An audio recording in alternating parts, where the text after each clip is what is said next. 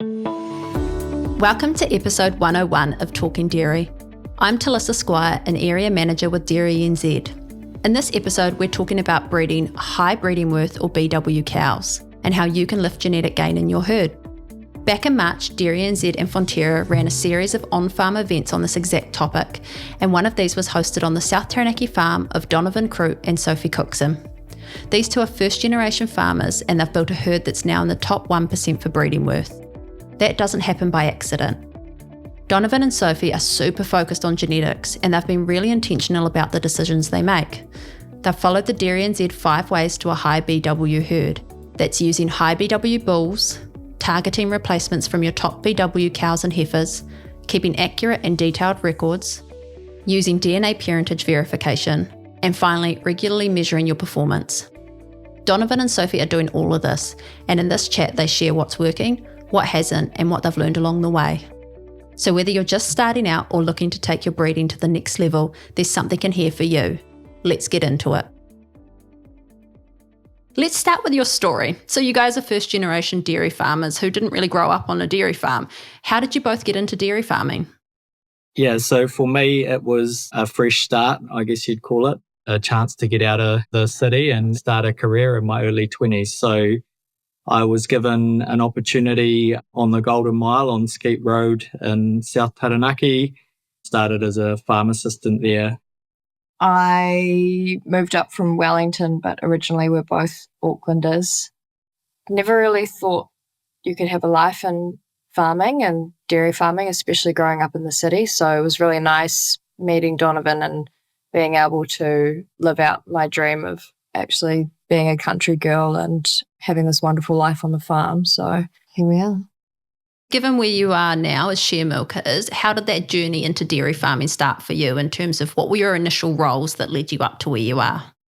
So we started dairy farming about 18 years ago now, and I started off in a really entry-level position as a farm assistant, and knew that if I wanted to get ahead quickly, which was my goal at the time, that I needed to upskill myself. At the time, Ag ITO was the training provider, and I enrolled in I think I started at level 1s. I was an early high school leaver and just worked my way through those courses as I was progressing in the industry. Sophie and I met while I was a farm assistant and waited until I moved up in the world to an assistant farm manager till she decided to shift up from Wellington and move in with me.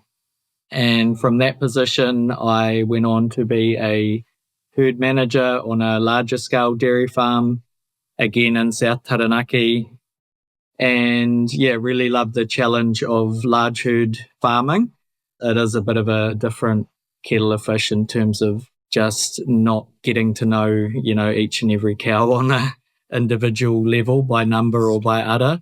But it really taught me some great time management skills and team skills as well, working with a team of people. And also, I guess, planning. It took sort of really careful planning and management just to keep everything ticking along nicely there. While I was at that herd manager's job, I was doing a agribusiness diploma. So I was up to level 5 with ITO, and I was lucky enough to be shoulder tapped for a contract milking position for some farm owners who had never employed outside of their family. So it was new territory for both parties. And contract milking at that stage was a fairly new thing. There wasn't a heck of a lot of it around, but we gave it a whirl and got our first taste of being self-employed dairy farmers.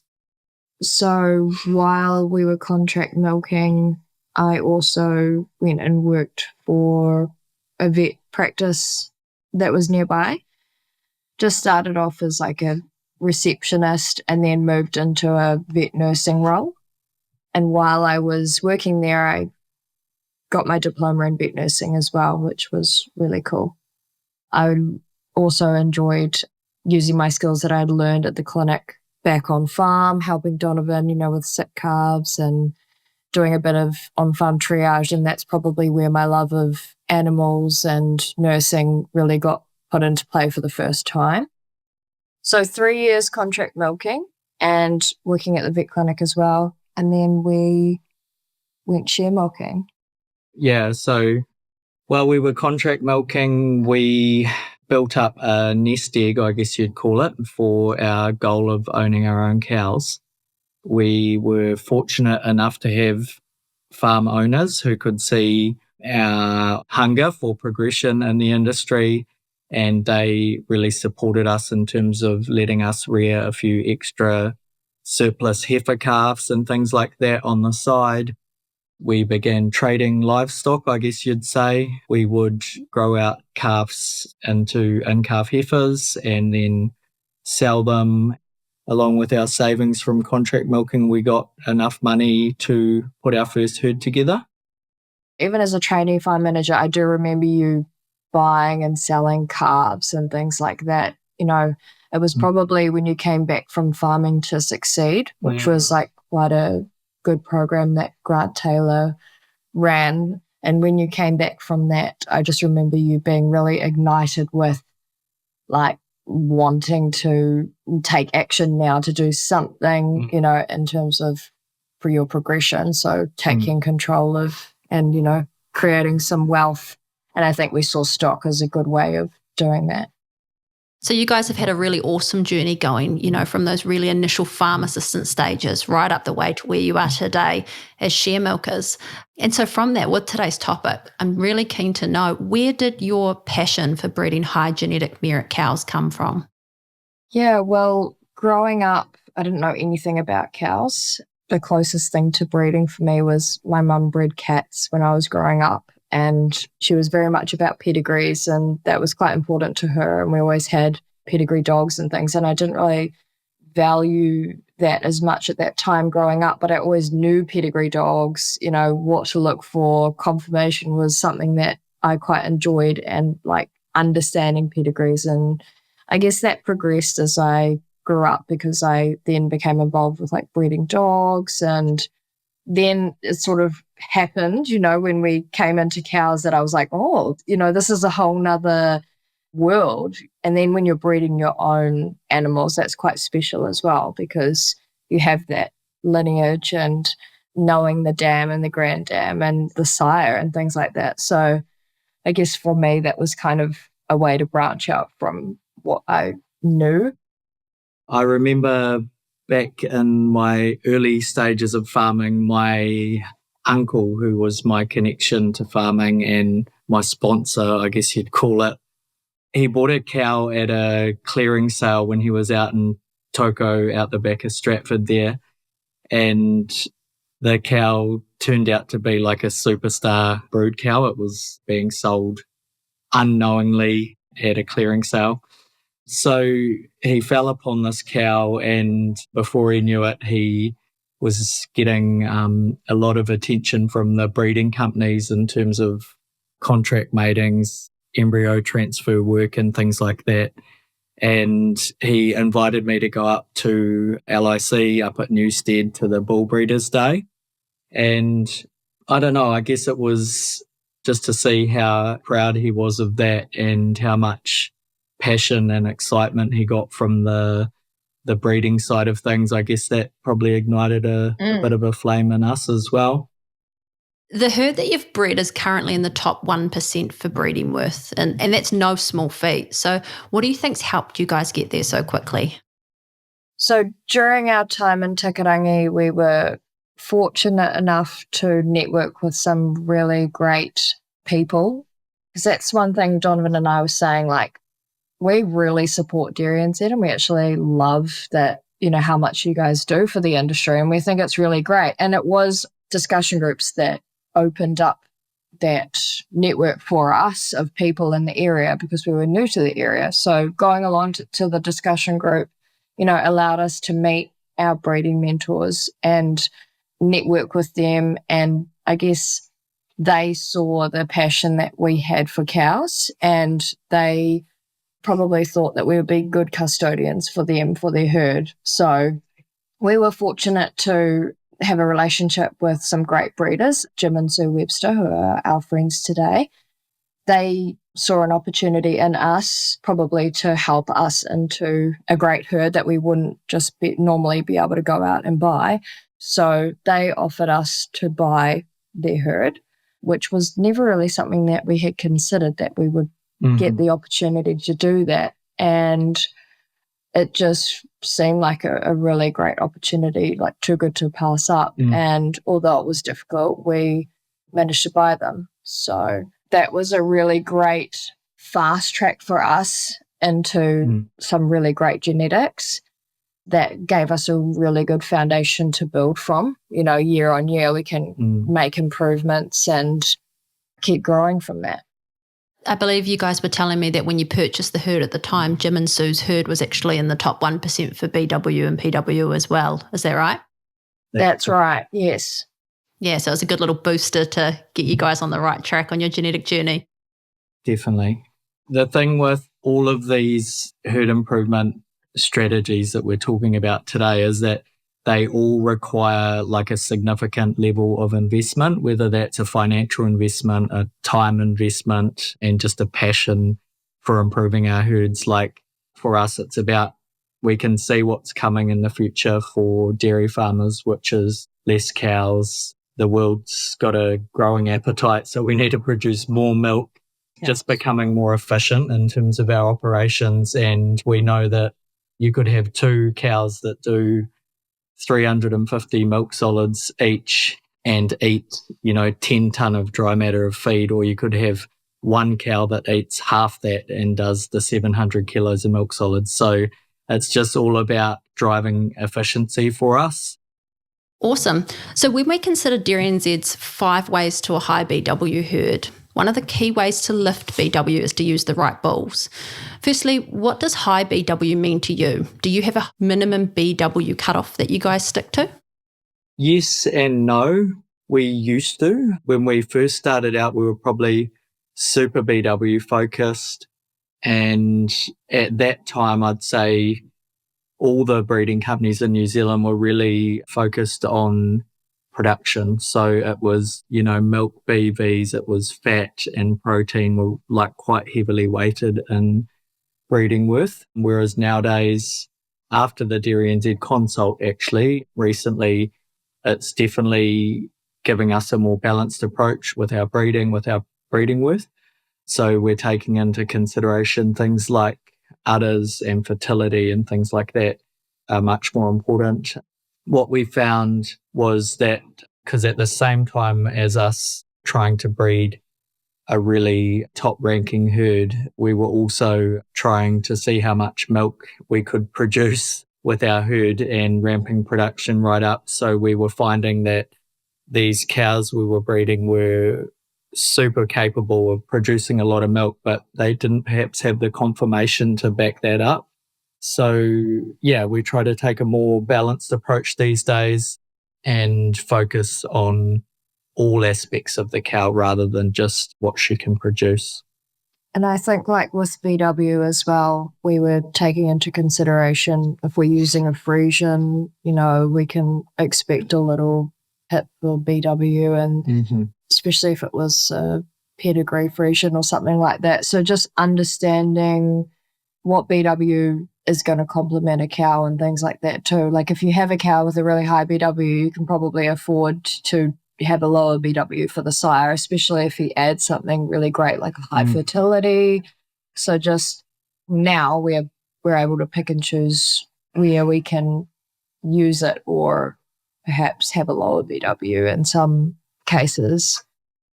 So if she's got the right traits and whatnot, you're willing to sacrifice a little bit of BW to bring that into the herd. Yeah, no, especially if you know something about that size pedigree, perhaps that, you want to bring in that's special or just going to complement her. Yeah, and I guess that lends into the next question. With those 5 ways to a high BW herd, they say that if you can only do one thing, you choose high BW sires. So how are you guys selecting your bulls each season? It's definitely a process. Usually Donovan and Jim are having little kōreros being like, oh, who's up and coming at the moment, and, who should we be watching, and, in terms of ranking sires, and there's usually somebody that they're talking about. And I guess just having like an idea of a team of bulls that you think will complement your herd. So that's like sort of what we do. We'll have a team of bulls that we like for various reasons, and perhaps having them be a little bit different between them, but also ones that you think will go well in your herd. Because for us, we've found that while some bulls might be really exceptional, they just don't seem to complement our herd very well. I guess if you're, breeding well, you kind of want uniformity in your herd. And so you're kind of trying to have them all similar so that when you're feeding them and things, we're not able to preferentially feed. So we're sort of hoping that they're all sort of similar stature and, same efficiency and things like that. So they're all different, but trying to have some sort of uniformity and selecting bulls that you think will be able to balance everybody, well. Part of our processes would just be, what type of cows do we have? What type of cows do we want? How can we achieve the cows we want with what we have? And which bulls do we need to bring into our herd to achieve that? And I guess we are able to be quite selective because I do the AB on farm and we nominate. So we've got our bank there, we can pull the bulls that we like. And in the back of our mind, we usually have a list of cows that we want to go to sexed. Those are cows that don't have contracts against them. So we use Cow Manager to be able to identify when those high genomic cows are suitable for sex semen. And we would like to use the semen after their second heat so that we know that they're more likely to hold and things like that. So we would already have cows pre-selected that are of high genetic value, and we can choose a bull that's going to complement her. One of our key strategies that we've sort of learned by a bit of trial and error over the years is that you can't put a good bull over a crap cow and expect a good outcome. So that whole breeding from your best thing is definitely something that we focus on more and more each year, actually. I think a lot of farmers probably underestimate the importance of the maternal line and how strong that is and how important that is. And people do put a lot of focus on these great bulls, but they come from really great maternal lines as well, and we really hold our cows accountable. Like if they're not good, they don't stay. And we wouldn't keep cows, in our herd or breed contract cows that we wouldn't want in our herd. We have to like them. They have to be good, and we're quite harsh on them in terms of, their health and things. They need to be holding their own weight. I guess it's across the board, you guys try and target balance in your system. Like I've heard you say it already. Yes. And it's similar here. It's about balancing the genetic merit of your sires alongside your genetic merit of your dams so that you guys can receive the best outcome in terms of the calves. Yeah, definitely. When I've chatted to you previously at our event, you made it really clear that you've got a plan for who gets what semen, so such as beef, sexed, short gestation, for example. Can you just walk us through your mating strategy and how you decide which cows or heifers are worth rearing from and who gets what? We use our data set, so our herd testing data, which feeds into our BW, PW, and we identify our bottom 30% of the herd to go to beef. So those are the bottom cows in terms of their index. Then each day, if we have a group of cows on heat, we milk 180 cows. So on a big day, we might get 10 to 12 cows on heat. We'll draft those in the morning and we'll have a look at who's in the pen after milking and how long they've been in heat. If they're in that really good window of the later part of the onset of heat, so anything sort of 16 hours plus from the onset of heat, those are the cows that are suitable for sex semen. And then we'll sift through those and see whether we want to breed replacements from any of them. And, for us, it's about, do we enjoy milking that cow? Is she a pleasure to milk? Does she cause us any issues health-wise? Has she got a good temperament? And from our team of bulls that we've got sitting in the AB bank, is there a complementary mating there for that cow? Or, is it going to add anything to that cow? Those will get the sex semen. Also, we have, I'd say, a quarter of our cows are tied up with contracts with the AB companies so that we already have mating selected for those cows. So those are super easy to manage because we've already gone through that whole sire selection process there with the breeding teams. Yeah, we just go through the motions and select that way, I guess, process of elimination. So our herd is all DNA'd and profiled. So I like to have a look in Minder and look at their individual components and see. You look at their breeding values? Yeah, their breeding values and their herd tests and things like that and see, what are they bringing to the table and what do they need. And from there, knowing their families as well, like we can choose a bull that would be really complementary. So we'll, before mating, we'll have a look through and I'll probably make a little spreadsheet of which bulls, because we'll have a team of bulls that we would like, and then just jot them down as well. And there's also the bull search. Yeah, so that's really a really handy tool to be able to build your little bull team and see what they're bringing. If we go on to the next step of the 5 ways to a high BW herd, the second step is to target replacements from your top BW cows and heifers. What's your guys' approach to selecting replacements? It's changed a little bit over the last couple of years now that we have access to genomic information. So we are early adopters of genomic testing of our heifer calves. So we're really fortunate here on our farm where we have quite a generous replacement rate. We're allowed to rear 30% replacements, which is wonderful. And what that does is that gives us an opportunity to put a bit of selection pressure on that mob of heifers that we're bringing into the herd. So we're able to go through and look at their maternal lines, their genomic information, and we're able to sell a line of heifers and just bring, the best ones back into our herd. And, each year, I guess we're also a little bit more picky at the time of breeding because obviously it's less wastage in a way if we can just either mate that cow for a replacement or not. But I guess even those surplus ones are still giving someone out there an opportunity to get their hands on some pretty good heifers to join their herd. Yeah, absolutely. Because when we looked over your LIC reports, over 60% of your dams had a BW higher than 360. So even your guys that maybe not have made it to your replacements still have some opportunity out there. You're absolutely right to help somebody else. Yeah. The third step of the 5 ways to a high BW herd is all about keeping accurate and detailed records. And so for you guys, record keeping must play a really big role in all of this. So what are you guys tracking on farm, and are there any tools or apps that you find especially useful? Yeah, we're very fortunate. Gone are the days of the little yellow notebook. We have so many apps and things that make our life really easy these days. We have Minder and their suite of apps, Minder Calving. We can record our calvings on the go.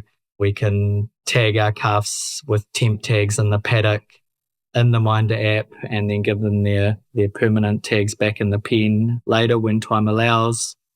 So with Cow Manager, we can monitor the health and fertility and nutrition of the herd, which is really crucial through the transition period from dry to lactating, monitoring their health and obviously for fertility as well. So that's really handy for us. Also helps with the timing of insems when we're using expensive stuff like sex semen and things like that. Yeah, absolutely. And it enables us to monitor the heats for our yearlings as well. So we do AB on our yearlings and we can just really target them for replacements too, which is quite cool, something a bit different. The fourth step of the 5 ways to a high BW herd is to use DNA parentage verification. You guys have already mentioned that you DNA test. So has that changed how you manage replacements and pick your best animals? What benefits have you guys actually seen from that?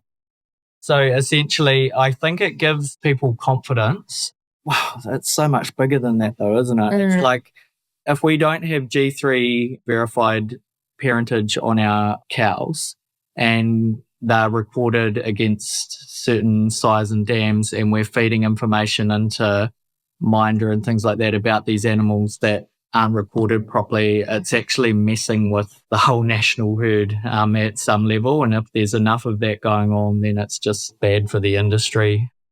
Like we wouldn't buy animals necessarily unless we really trusted the people or knew them personally if they weren't DNA G3 verified. Even the best operators can mismother. Definitely. So we've seen it firsthand. We get, we rear 50 calves each year and there's always one or two that come back with question marks. That's a small herd. Yeah. So it's part and parcel with the nature of calving, especially in spring. It's hectic. Yeah, absolutely. And when that DNA parentage is picking up that you've actually got those potentially lower genetic girls, those low performing cows, you can actually get them out of there before they start bringing your herd backwards. Yeah. Genetics is just so interesting, even when you've got like ET sisters and things like that, looking at the variation between those sisters is just so incredible how they can vary, and they're full sisters as well, but it's just DNA. So, having that DNA is such an advantage to your breeding program because you can really hone in on who they are. And I guess that lends it back to when you guys are selecting your high BW sires. If you've got that parentage verification and you know what's going on with those girls when they're in the herd, it helps you guys make the best selections for your high BW sires as well. So it all kind of lends to itself. Yeah, definitely. So the fifth way to a high BW herd that DairyNZ talks about is to measure cow performance. And you guys measure that pretty closely. So I know that you herd test 5 times a year, you watch your in-calf rates and more. So what do you guys consider your key KPI metrics and how do they feed into your breeding decisions?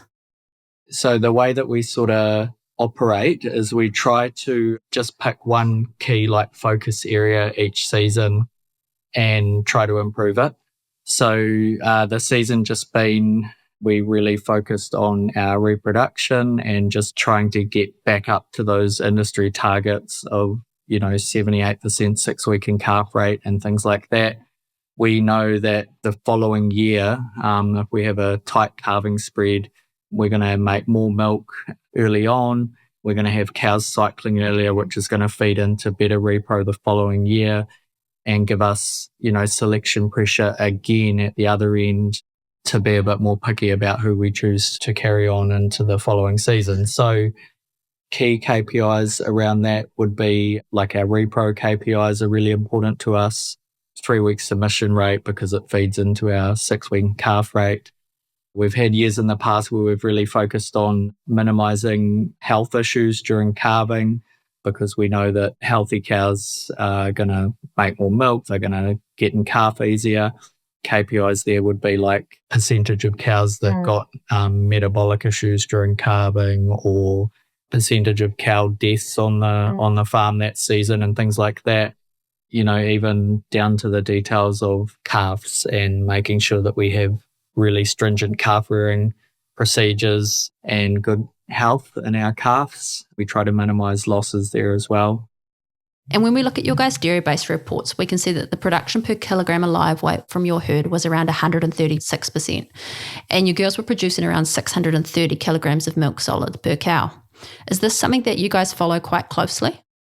We do have a particular focus each season, but we also take like a bit of a holistic approach with the way that we farm. So yep, we definitely at the start of each season, well, before that, back in the autumn, heading into the next season, we sit down with each other first and then with our trusted advisors, our farming friends. We like to chat, and all of our stakeholders, and we put together plans for the season ahead. We try to be quite fluid in the way that we farm.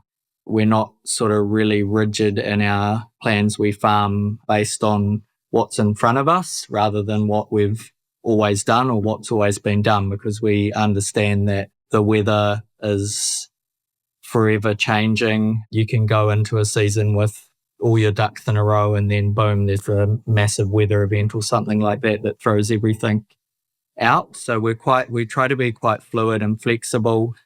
We definitely plan for the whole season ahead, just in terms of our feeding regime and things like that, just making sure that we have supplementary feed on hands for those leaner times. And I guess one thing we've really learned in recent years is like consistency is really key. Cows don't like change at all. Yeah, it's something that we learned early on.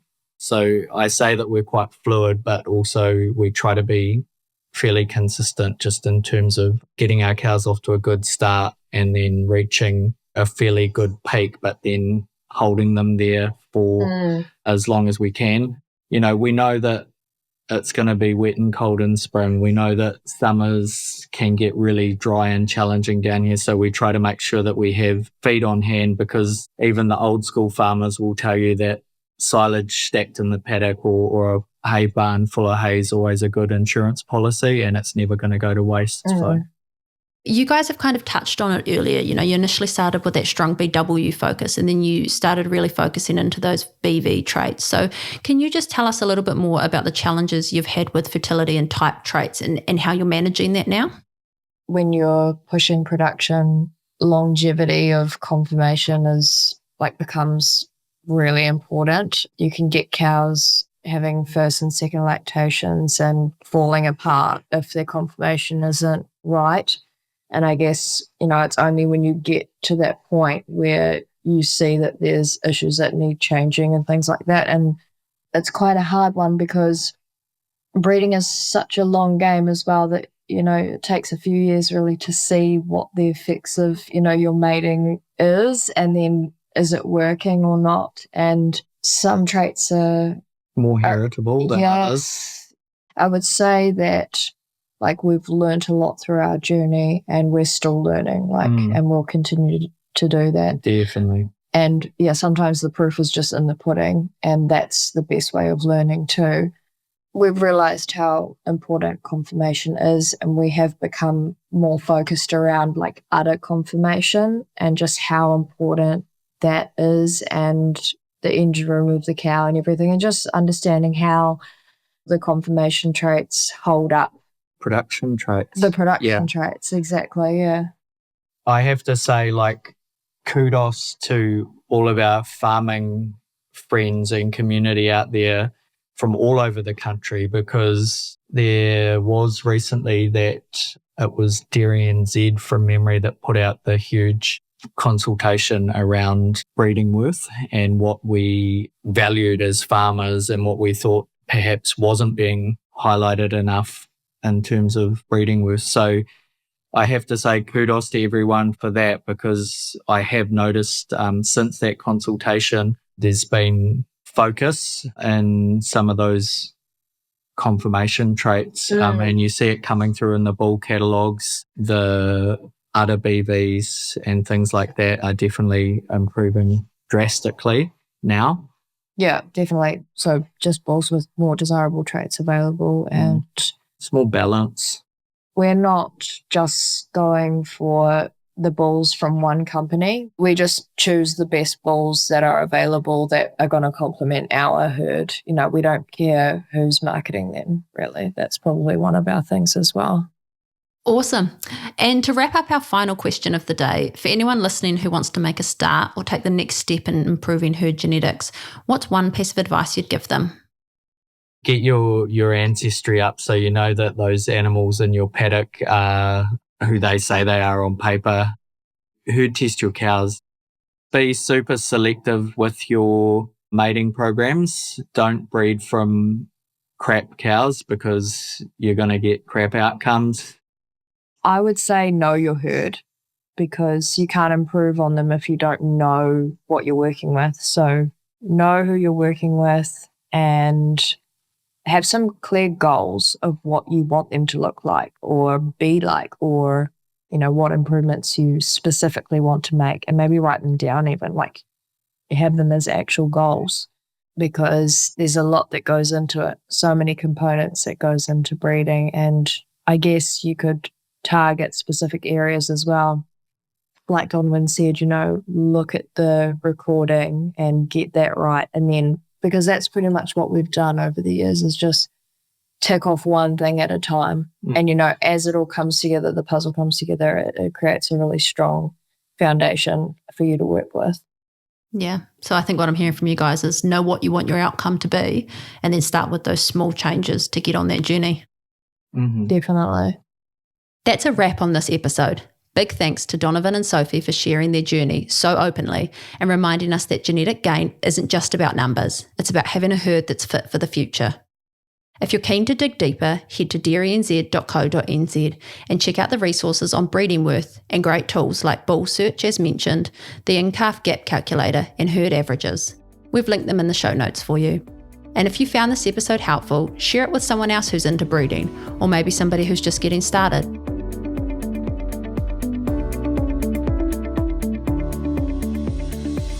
Thanks for tuning into this episode of Talking Dairy. Make sure to hit follow so you can keep up to date with our latest podcasts.